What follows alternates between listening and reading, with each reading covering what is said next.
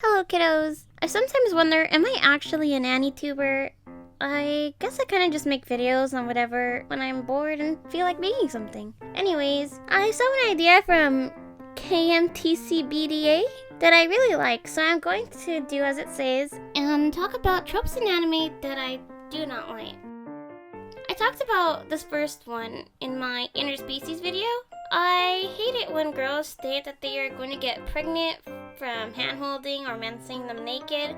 I don't know where they were taught sex ed, but I can say as a fact that people can't even get pregnant. My mom told me that storks bring babies, and I even watched a documentary on it. I guess you could tie this with my next category. I will never understand being violent towards someone that you like. I find it so frustrating when I see a character that clearly expresses a like for the character, and they just act out violent towards them. I just think violence is such an annoying way to deal with the problem. Look at the pink-haired girl from Zero no Tsukaima. She is probably one of the most annoying characters in anime. My word of advice is just let people know how you feel.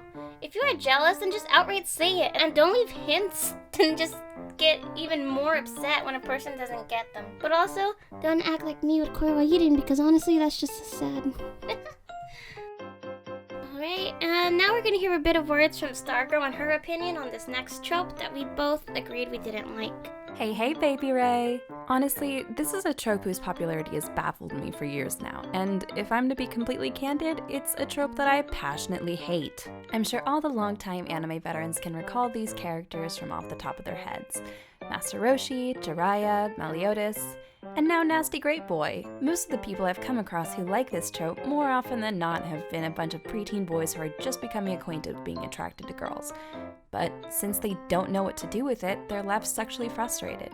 Much like the pervert characters in question. They can relate to and even idolize them because these characters are able to do what they can't. Spy on girls as they're bathing, grope them while they're unconscious, look up their skirts, and they get away with it. It's played off as comedy, and they're never held accountable. I don't mean to psychoanalyze, but I can't help but notice the people who idolize the perverts don't really seem to view the female characters as people, just as a walking pair of breasts for them to fondle. With more recent anime at least, people have started to actively hate on characters like Super Diaper Baby, as they should, so I like to think it's getting better. Though I do want to mention that not all characters with perverted tendencies fall into the same category as these other ones. That's why I can't really get mad at characters like Sanji, who I will admit is my biased favorite in One Piece, because even though he is a massive horny boy, he hasn't harassed or disrespected any woman he's drooled over, or used a child's entire life savings to buy booze and porn magazines. Jiraiya. He just goes completely smitten and love-struck over a pretty girl, and honestly, who doesn't? Thank you, Stargirl. Very cool. If you have the upper hand, just freaking take them out and don't explain everything. It's literally setting themselves up for losing. I get the shows are probably just trying to explain to the audience, but sometimes it's just really self-explanatory, especially in cases where we just watch an entire episode or episodes of them learning how to do something, and then they go to the villain and they explain it still. It is also awful when people just listen and wait for someone to yell until they power up. Like, why wait for 5 minutes when you could just interrupt them?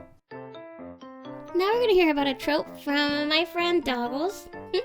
And he's gonna be talking about incest, which is actually one of my least favorite tropes. Before I talk about this, I just want to say that KorewaSebastian is in fact a femboy, and KorewaSebastian himself is a supporter of incest.